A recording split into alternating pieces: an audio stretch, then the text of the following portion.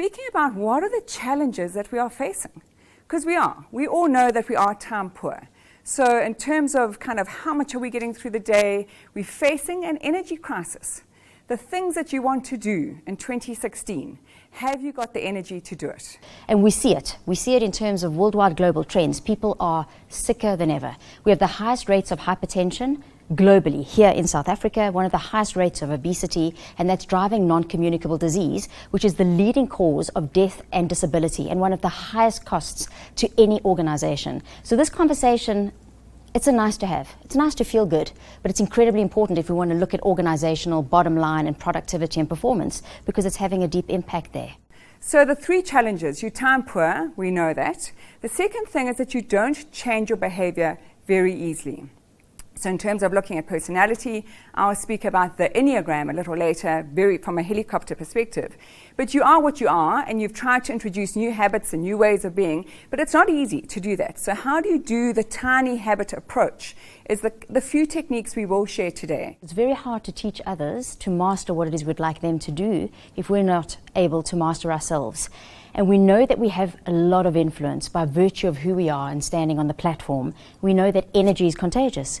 So we can do that for the better or potentially for the worst. The performance pyramid takes a look at different dimensions. So physical energy, which then supports our ability to manage our emotional energy and well-being, which then allows for mental clarity, which then drives self-actualization or spiritual performance.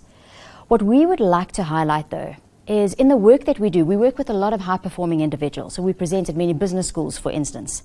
So working with people who clearly have high IQ, probably high EQ, but it doesn't matter what strengths and talents you have in those dimensions if you don't have the basic energy to get out of bed in the morning, or the ability to bounce back after you've had a couple of stressful weeks and maybe done a road show and been traveling a lot. So managing that fundamental base of the performance pyramid is incredibly important in terms of sustaining and supporting high performance. So the framework that Joni and I do and use is the FAB Quotient, which is an acronym for fuel, activate and behave. So fuel takes a look at how do you feed your body and your brain. Activate looks at how you activate your body as well as your brain. And then behave takes a look at how you relate not only to yourself, so understanding your strengths and playing to those, but also then how you arrive and act authentically and collaborate powerfully, not just with your audiences from the platform, but also leading up to that and then beyond that in terms of work. So there's good news and bad news. The good news is that you cannot change your personality. So thank you, Mum, Dad, and the ancestors. You came out of your mum's tummy a personality or a temperament. So the fulcrum on that seesaw is your emotional quotient, which is your self-management. So there are 5 pillars to emotional quotient. And Celynn spoke about, are you thinking at the end of the day about how did I feel today? And we are not perfectionists. So, Cyrus spoke about Clicker, her dog, but yes, she probably plays with Clicker as much as she drinks the same stuff. There's a balance in her life. I am certainly not a perfectionist either in the way that I eat. I do 80% of the time not have sugar or bread or that kind of thing, but then I do, go to parties and have a good time too. So that's understanding me, Joni, but then we have to work together. So we may be the same personality style, Celynn and I, but we are vastly, vastly different. In Enneagram terms, we've got different wings, we look at our instincts quite differently, we have different ways of being in life. So how do I collaborate with someone where I bring out her strengths? She's of a slightly different generation, so she's technically savvy, I'm technically deficient. How do we bring out each other's strengths? How do we make that emergence effect of 2 people working together? So if you look at your EQ, that is the way you can self-manage. And the Enneagram as a tool is often called a tool of compassion, because we are so different from one another. So did I really understand the other person's perspective? If you want to know your Enneagram style, please just go onto the Enneagram Institute website. That's who we are associated with in New York. And they are the people who gave us the permission to put the Enneagram Quest into our book. It's the first ever that they've ever done in 20 years, allowed authors to do that.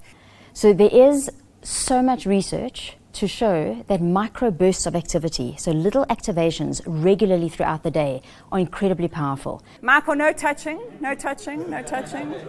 I just said eye contact at this stage, okay? 2 elbow taps, 2 elbow taps, 2 knee taps, 2 knee taps, 2 ankle, and find another partner. Thank you, Simone. Find another partner. And what happens is that when you have a dip, the reptilian part of the brain, so the amygdala, or just to simplify it, is I call that part my lizard. My lizard has a name and an outfit, and we get on quite well sometimes. So your lizard will hijack your wizard. So the front of the brain, the prefrontal cortex, the part of the brain that is incredibly important for creative thought, for focus, for the ability to remember, to problem solve, that doesn't work as effectively when your lizard is having a party. How do we shift that though? A lot of us understand the theory and the unintended consequences of the things that we do. It doesn't mean that we change. So, as your way in. So don't do everything. Just find one specific tiny habit that you want to anchor, and then be cognizant of the others. So if it becomes a daily practice, in what way have I fueled, in what way have I activated, in what way have I behaved?